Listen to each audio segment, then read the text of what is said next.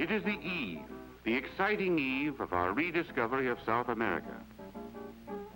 The next morning, and the excitement continues, for before us lies the harbor of Rio de Janeiro, as amazing to every newcomer as it must have been to his discoverer, Gonzalo Coelho, on New Year's Day in 1502. The world over, there's no setting like this for a city. A landlocked harbor, deep, safe, and immensely large, nowhere is its equal. A waterfront miles long, and in and above and around everything, an incredible juxtaposition of sea, plain, and mountain. In making this place ready for its settlers, nature really outdid herself. For the people of Rio have the ocean at their front doors, while from their city streets rise slopes and peaks, such as most countries look for only in their remote wilds. Yet between the mountainous masses there is room for a metropolis. A Rio of almost 2 millions. It's larger than Detroit or Los Angeles. It has 1 million more people than Boston. It is exceeded in size only by New York, Chicago, and Philadelphia in North America, and in South America only by Buenos Aires.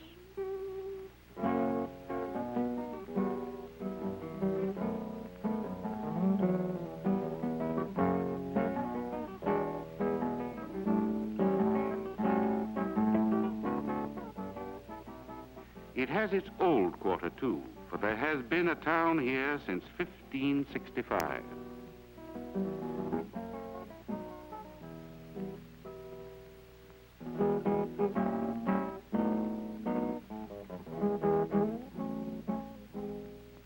This is right in the city also, Copacabana Beach. No long drives or train rides for a bathe in the Atlantic. If you say what a city, you'll be quite right. You are seeing this because by good luck we happen to be in Rio for Mardi Gras.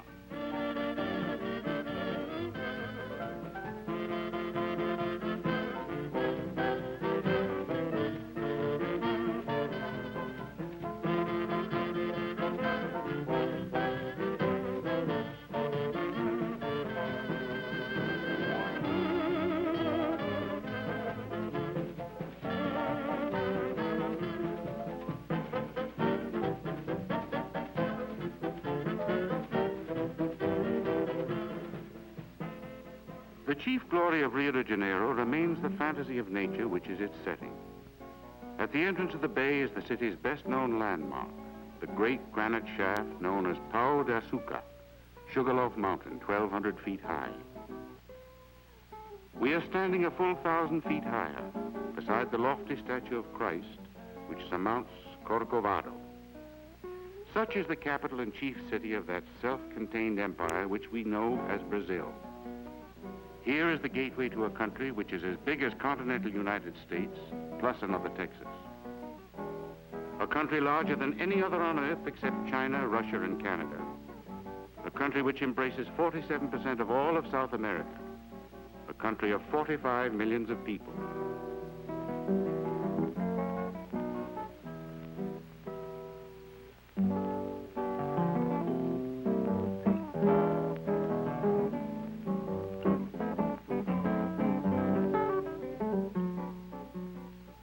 Santos, which is an overnight trip of 225 miles south from Rio by water, is the world's greatest coffee port.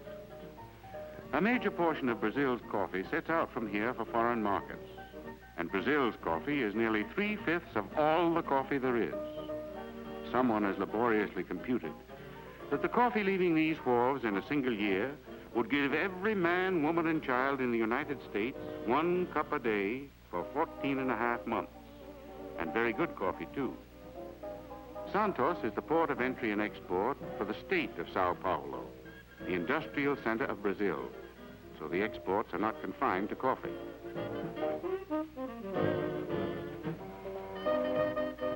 Most of the coffee goes to New York for marketing and distribution. Before the Second World War, Hamburg ranked second as a coffee market.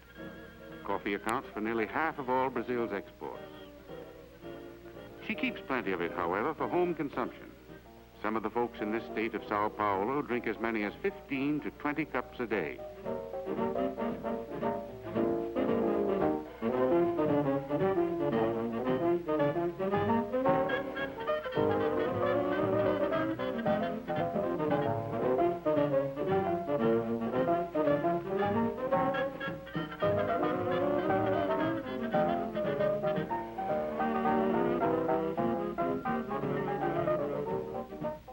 Heading inland to the city of Sao Paulo, which is 40 miles from the coast, we find the road climbing steeply. We look back to Santos and the coast. We are on the edge of a plateau, which is curiously tilted inland.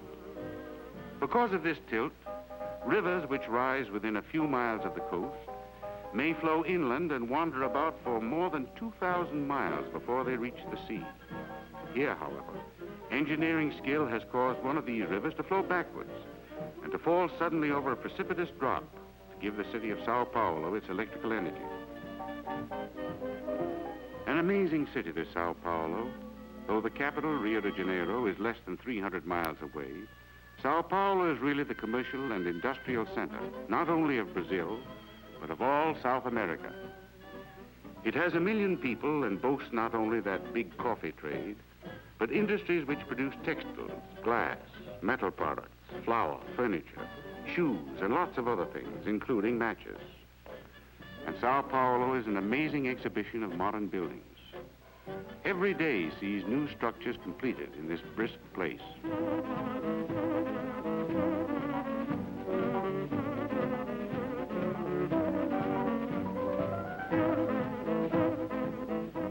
At Sao Paulo's Butantan Institute, the famous medically inspired snake ranch.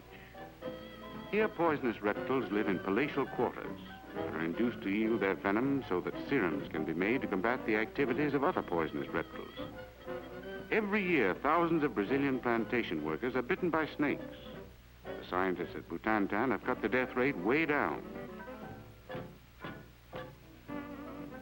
Some of the venom supplied, not too willingly, by Butantan's star boarders, is used in combating smallpox and diphtheria.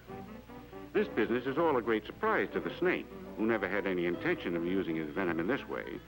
And after it happens to him 2 or 3 times, he quits. He just dies. And then they can go and get their venom from some other snake.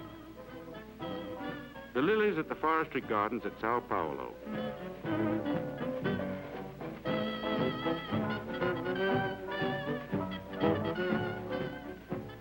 See whether or not you can observe a straight line cutting across the landscape.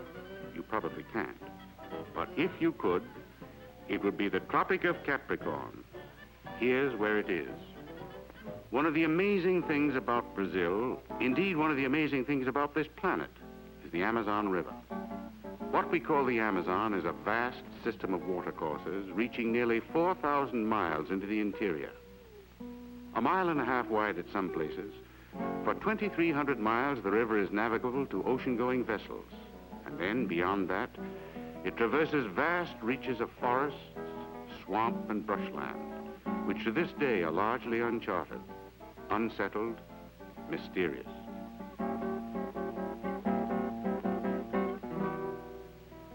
Cattle ranching has gained some foothold on the island of Marajo, set in the mouth of the Amazon. The fact that this island is larger than the entire country of Belgium is a hint of how normal ideas of size undergo strain when you're in the Amazon country.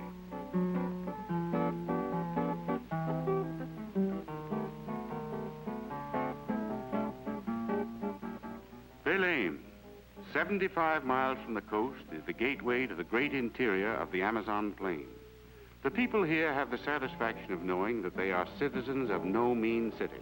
There are nearly 300,000 of them, and their town is the chief distributing point for the whole vast Amazon Valley.